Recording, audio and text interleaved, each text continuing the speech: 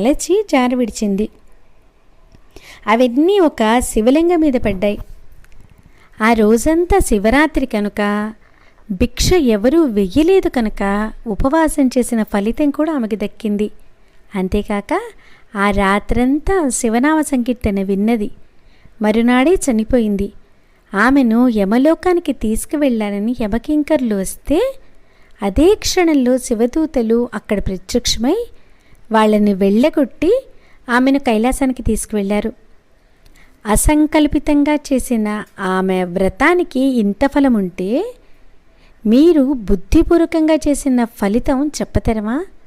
కనుక రాజా, గోకర్ణానికి వెళ్ళి మహాబలేశ్వరిని సేవించు.